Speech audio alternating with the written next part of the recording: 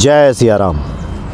सब सुख लहे तुम्हारी सरना, तुम रक्षक काहू को डरना।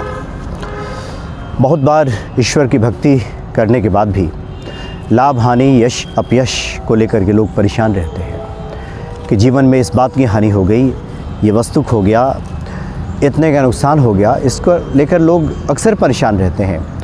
आम जनों को कौन कहे, सामान्य लोगों को कौन कहे, कई बार साधु सन्यासी भी इन सब बातों को लेकर चिंतित हो जाते हैं, क्योंकि माया का कुछ प्रभाव ही ऐसा है। बहुत बार होता है कि हमारे जीवन में कुछ वस्तुएं खो जाती हैं, कुछ चोरी चली जाती हैं। इसको लेकर के बड़ी समस्या आन खड़ी होती है कि आगे कैसे होगा, इतना बड़ा हमारा नुकसान हो गया। बाबा नीम करोली जी महाराज का एक अलौकिक प्रसंग है, जिसको सुनने के बाद ये स्पष्ट हो जाएगा कि ईश्वर के दर पे किसी चीज़ की कमी नहीं है। अगर कोई श्रद्धा भाव से वहाँ पे जाए, माथा टेके, तो उससे ज़्यादा मिल जाएगा जितना उसका खोया है। बाबा नीम करोली जी महाराज का एक आश्रम वृंदावन में भी है, परिक्रमा मार्ग पे। बहुत सारे लोग वहाँ दर्शन के लिए गए भी हैं। बाबा नीम करोली जी महाराज एक बार उस आश्रम में विराजित थे, वहीं पे थे, तो ठीक उन्हीं के बगल में एक दूसरे आश्रम का निर्माण चल रहा था। और वहाँ के जो संत थे, उन संत का नाम है स्वामी मोहानंद जी। स्वामी मोहानंद जी ने जैसे तैसे पैसा इकट्ठा करके, भक्तों से चंदा करके कुछ पैसे की व्यवस्था की थी कि एक आश्रम बनाया जाए और वहाँ पे ईश्वर को विराजित किया जाए।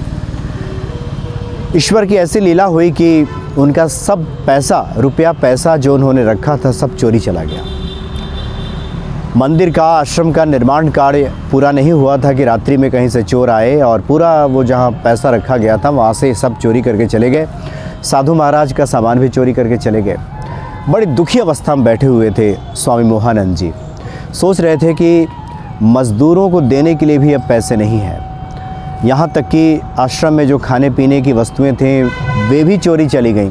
अब कैसे चलेगा? जिन मज़दूरों का बकाया है वो लोग तो आएंगे, सर पे सवार होंगे, अपना पैसा मांगेंगे, तो कहाँ से लौटाएंगे?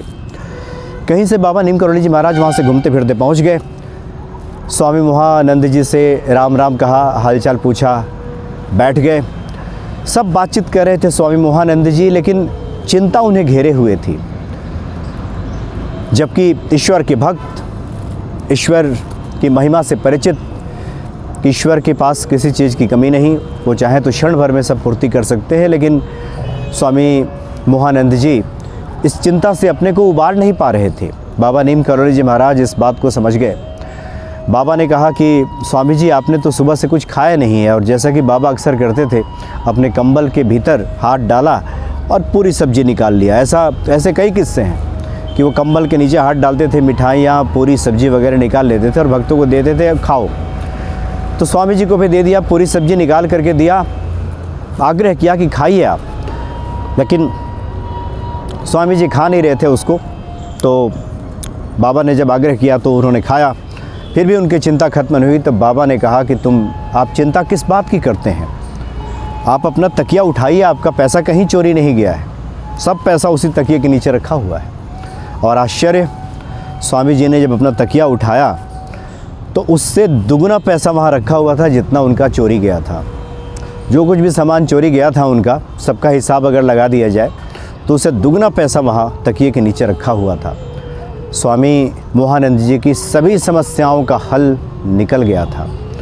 बाबा नीम करोली जी महाराज ने कहा कि हनुमान जी अष्ट सिद्धि नौ निधि के दाता हैं, उनके दरबार में किसी चीज़ की कमी नहीं है। आप क्यों चिंतित होते हैं, क्यों परेशान होते हैं? देखिए, आपके लिए हनुमान जी ने उससे दुगनी राशि की व्यवस्था कर दी है जितना आपका खोया था। इसलिए भक्तों के लिए बहुत बड़ा संदेश है इस प्रसंग में कि जो लोग भी छोटी छोटी बातों को लेकर परेशान होते हैं कि उन्हें हानि हो गई, नुकसान हो गया, वो परेशान न हो, चूँकि हनुमान जी किसी न किसी रूप में उसकी व्यवस्था करते हैं। और बाबा नीम करोली जी महाराज हमेशा अपने भक्तों को इस बात को लेकर आश्वस्त करते थे कि इसमें घबराने की, परेशान होने की कोई आवश्यकता नहीं है। हनुमान जी सब दे डालेंगे और उतना दे डालेंगे जितना आपका नुकसान नहीं हुआ था, बल्कि उससे कई गुना ज़्यादा।